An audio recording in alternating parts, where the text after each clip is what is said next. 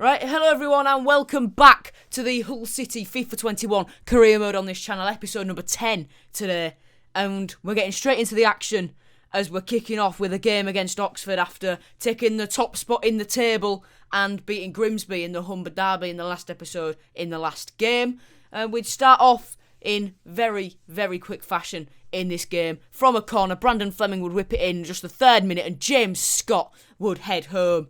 Beautiful corner by Fleming, and the header by James Scott was absolutely exquisite. He rose higher than anyone else, rose like a salmon, and well and truly stung like a bee. And James Scott won't be stopped there. Oh no, as Reece Burke would win the ball back just on the edge of the 18-yard box. He'd play it to James Scott down the left, who'd drive forward, keep driving, and this time on his left foot, he would bag his brace. Scores with his head, scores with his left. Now, if he gets a goal on his right foot, it's his second hat-trick of the save, and the first perfect hat-trick we've had in this career mode. It wouldn't be without complications this game though. We would be pegged back by Oxford as Cooper would bamboozle Reece Burke. Reece Burke would win it back. He'd look for a ball to Brandon Fleming or through to James Scott. He'd be cut out by Henry and Taylor would hit the post and then he'd score.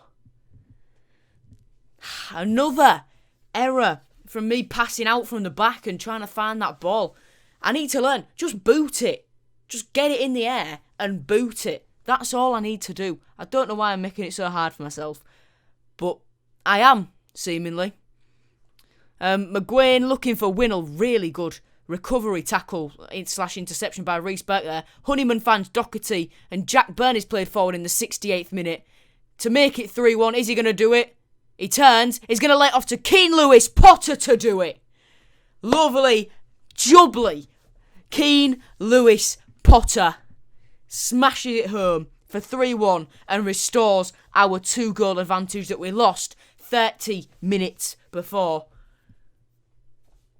Reece Burke wins the header. It's flicked back over towards Moore by Sepulveda, who's back on the ball again. He gives it to Moore. Ruffles. He's going to go to Shadipo. To Sam Winnell. Through to Sepulveda. And he makes it 3-2. So still work to be done, as in the 87th minute we are pegged back again. So we would need to hold on. We would need to hold on. But James Scott with the interception there. Jack Byrne flicks it on to KEANE Lewis Potter, who holds the ball up. Moves a little bit. Still holds it up. Shoots. And it's in. And it's in from KEANE Lewis Potter. And he wraps the points up in lovely, lovely fashion. And the game was more even than what the scoreline shows, definitely. But KLP, most definitely, man of the match. Now then, first game against Doncaster. Well, we got beat at the KCOM. We would want revenge as we travelled about 40 minutes up the road to the Keepmoat for a Yorkshire derby. And we'd get cracking. James Scott receives the ball at the back post from a flick on, but can't turn it in. And Doncaster trying to break with James. Looking over for Ravenhill. He finds Williams. Okinaberry finds Gomez. Gomez finds Halliday out on the right. Halliday plays it inside to Gomez, who finds Williams. Back to Gomez. Back to Williams, who takes a touch and pops it in at the near post. And George Long beaten at his near post again this season. And it's another game in which we've not kept a clean sheet as Doncaster go ahead, and at this point I was fearing the worst. But we didn't let our heads drop, and we would come back. Brandon Fleming on the left finds Jack Byrne. Byrne tackled by Wright, but he keeps going. He's tackled though, and it just falls perfectly to KEANE Lewis Potter. And the Doncaster defence will be absolutely ruined that. They just tackled it straight into the path of the league's most deadly goal scorer. and KLP does not miss those. Greg Doherty plays through Jack Byrne, who whips it in to Lewis Potter.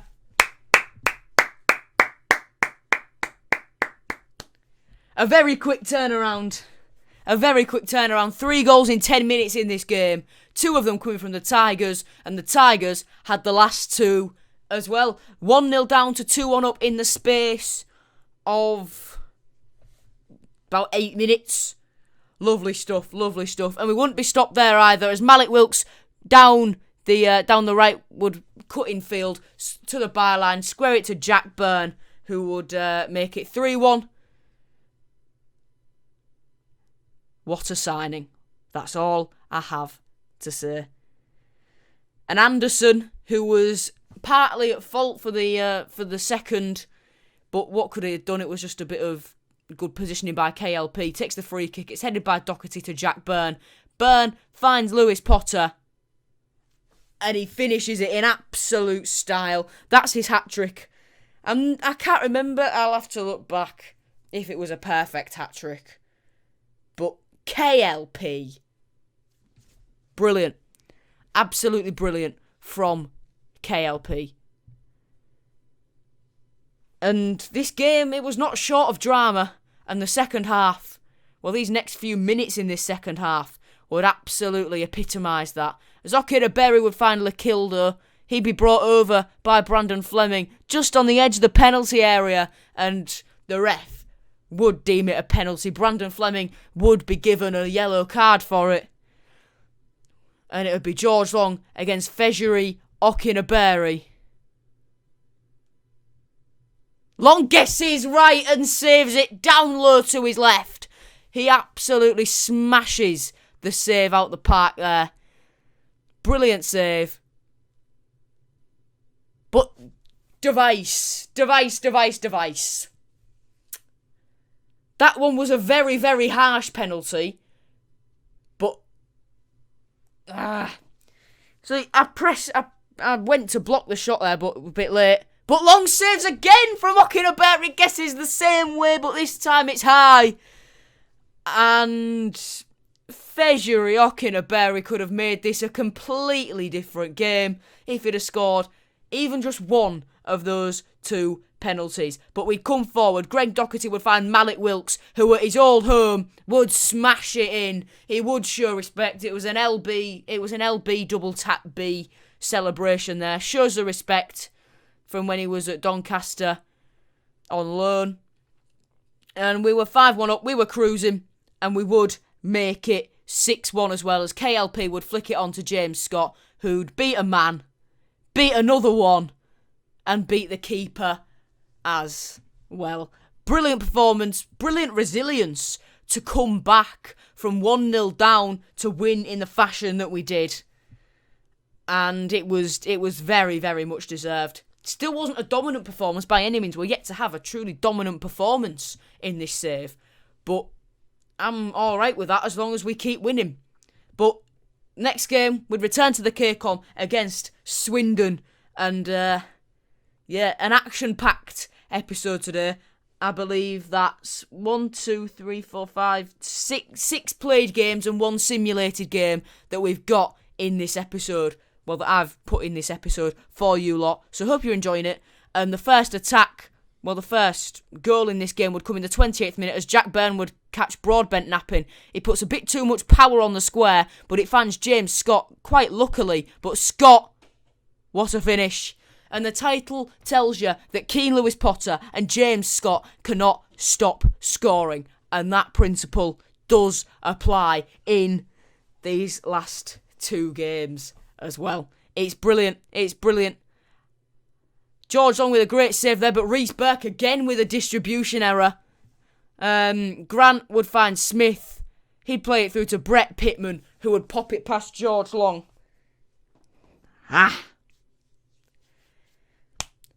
Like I said, I just need to lump it. I need to lump it forward. But Jack Byrne, with a lovely turn and shot on his left foot, would get us back in the lead with 55 minutes gone, and does that celebration. Yeah. Now, we were holding on for dear life in this game, just passing it around the back, but as soon as I went forward, we lost it. Device went to block the chip. George Long did save it. So Device, another penalty given away by Jordi Device. And George Long wouldn't save that one. Brett Pittman at the double for Swindon to rescue them a point in this game. And would that knock us off the top of the table? I can tell you now it wouldn't, because Portsmouth, who were in second, slipped up as well. Man of the match in this game to Josh Emmanuel for me. And we're straight into the next one against Burton. Stephen Quinn, I don't think he was playing in this one. You'll see in a second. Was he? No, he wasn't. Stephen Quinn was not playing in this one. Probably a reason as to why the scoreline was what it was. Keane Lewis Potter receives the ball from James Scott, beats a couple of defenders and puts it past the keeper after just 12 minutes. Lovely jubbly from Keane Lewis Potter there. League's top scorer, and he's flexing his muscles in this division. You've got to love it. Honeyman and Doherty playing a good bit of football there. Doherty fans Jack Byrne with a lovely skilled pass to Keane Lewis Potter, who one touch smashes it in and uses the force to put Jack Byrne, Malik Wilkes and Greg Doherty on the floor. And it would be made 3 as well, as Lewis Potter would find Jack Byrne. Byrne would stop, play it back to Honeyman, who, on the outside of his right foot, put it into the far corner of the net. The captain, he's got the armband back on now. I'm not sure, I think I put it back on him in the previous episode, but he hasn't scored. So, he's got it back on now after his injury, which is absolutely ages ago. But he's got it back on, and our lead would be cut down slightly with a brilliant header by Powell. Lovely little looping header that. But, we wouldn't let up. Jacob Greaves with a tackle there. He'd play it out wide, right to Malik Wilkes. A lovely little pass with Greaves' weaker foot there. Wilkes finds Lewis Potter, who plays through Dan Batty, and Batty would finish. Lovely jubbly from Dan Batty. And that would seal the deal. Another 3 points for us. The scoreline wasn't a fair reflection on the game. Burton were very, very good.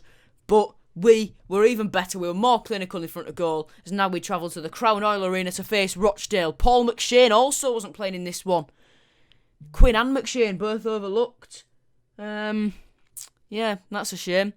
But anyway, Rathbone would play through Humphreys in the 14th minute, and we would be behind.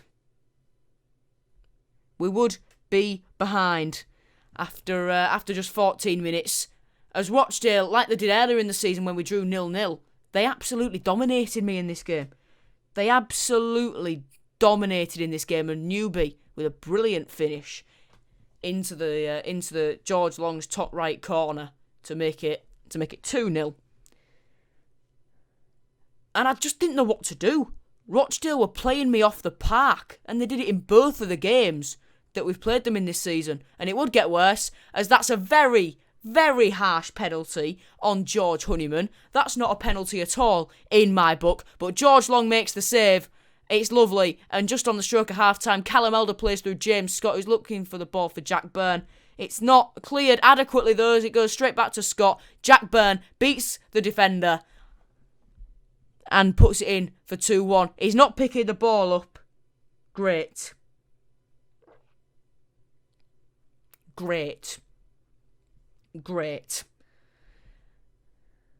Doesn't pick the ball up, but we would make it 2-2, as Eves would come on at half-time. He'd receive the ball from Jack Byrne. He'd play it straight back through to the Irishman, and Byrne would single-handedly get us back on level terms. And the rest of this game, Rochdale were pushing, then we were pushing, and you didn't know which side the winner was going to go to, but it would be us, as, oh, Tommy,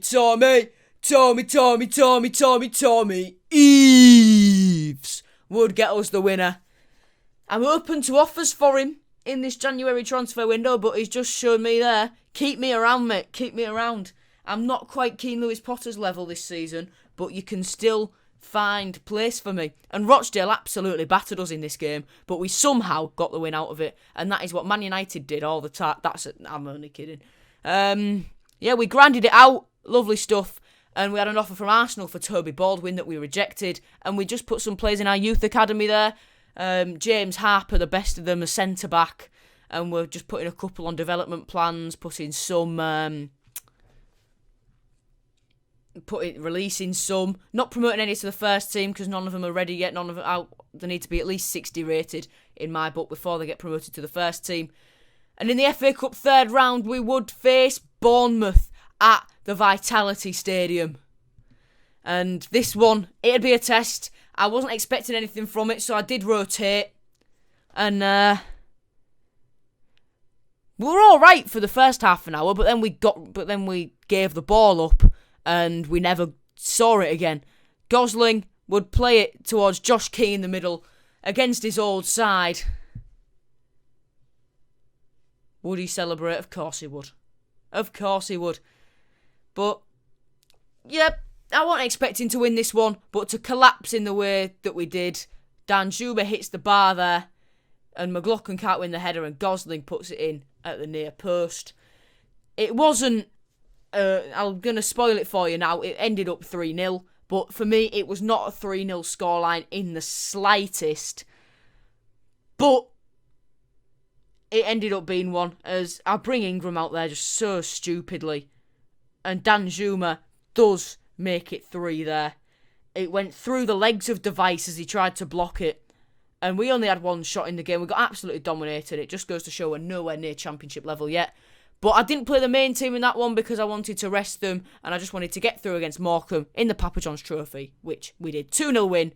Lovely stuff. Successful episode. Thanks for watching. Like and subscribe. See you later.